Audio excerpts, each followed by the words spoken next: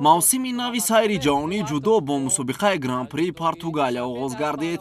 Дар ин мусобиқаи фароҷаҳонӣ ҳудуди 678 варзишгар аз 96 кишвари сайёра ширкат доранд. Федератсияи ҷудои Тоҷикистон ба ин мусобиқаи сатҳи баланд 9 ҷудокор, 8 мард ва 1 занро сафарбар намуд.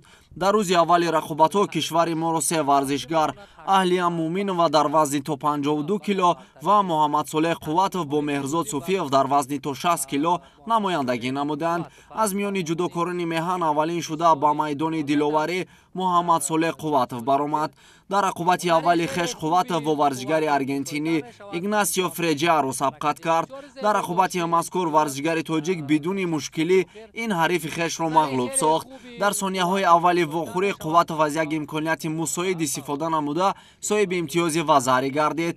Дар оғози дақиқаи дуюм паҳлавони тоҷик бо ба даст овардани вазари дуюм роҳи хешро ба даври дуюми сабқатҳои гран-прии Португалия ҳамвор кард. Муҳаммадсолеҳ Қувватов ҳарифи аргентинии худро шикаст дод. Дар даври дуюми гран-прии Португалия Муҳаммадсолеҳ Қувватов бо Раул Эбрар Теои фаронсавӣ сабқат намуд. нерӯсанҷии паҳлавонон дар майдон бештар аз 5 дақиқа идома кард. дар ҷараёни рақобати мазкур намояндаи Фаронса бо 3 шидом муҷозот шуд ва аз идомаи сабқатҳо бенасиб монд. Муҳаммадсолеҳ Қувватов роҳи хешро ба даври сеюм ҳамвор кард. пирӯз мегардонад вале Қувватов хоҳиш ин рақобатро дар навбат. дар даври сеюм Муҳаммадсолеҳ Қувватов бо яке аз варзишгарони муваффақи Озарбойҷон, барандаи нишони тиллои Тбилиси Гранд-слам 2023 ва финалисти Душанбе Гран-при 2023 Турон Байрамов дидор намуд. мутаассифона зури бозӯи варзишгари тоҷик бар ин ҳарифи пурқувваташ нарасид. Турон дар дақиқаи дуюми рақобат бо ба даст овардани имтиёзи ипон бар варзишгари тоҷик пирӯзӣ ба даст оварда роҳи хешро ба даври баъдӣ ҳамвор сохт. Муҳаммадсолеҳ Қувватов бошад ин гран-приро бидуни натиҷаи назаррас ба анҷом расонид.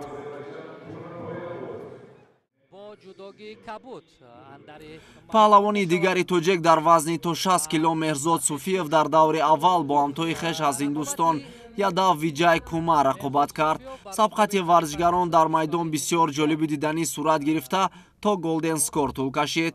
дар дақиқаи дуюми вохӯрӣ Суфиев пас аз иҷрои як усул имтиёзи вазарӣ ба даст овард. варзишгари ҳиндӣ низ дар дақиқаи сеюм пас аз партофти зебо соҳиби имтиёзи вазарӣ шуд.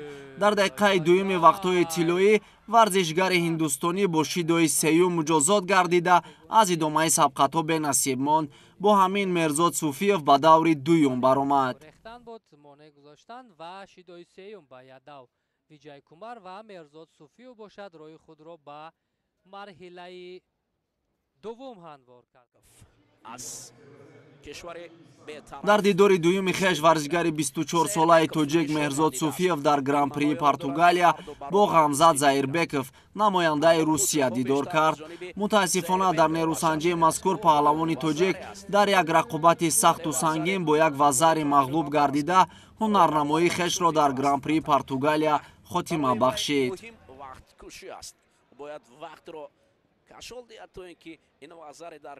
کارنامه او باقی ماند در همین تابلو وگرنه ягона намояндаи мунтахаби ҷудои Тоҷикистон миёни бонувон Аҳлия Муминова дар даври аввал озод буд ва дар даври дуюм бо Габриела Димитрова бонуи 22-солаи ҷумҳурии Булғористон даст ба гиребон шуд. дар оғози дақиқаи дуюм Аҳлия аз як зидди ҳамла истифода намуда соҳиби имтиёзи вазарӣ гардид. бо гузораи чанд сония бо иҷрои як усули зебо рақибашро ба тахта пӯш зада роҳи хешро ба даври сеюми сабқатҳо ҳамвор намуд.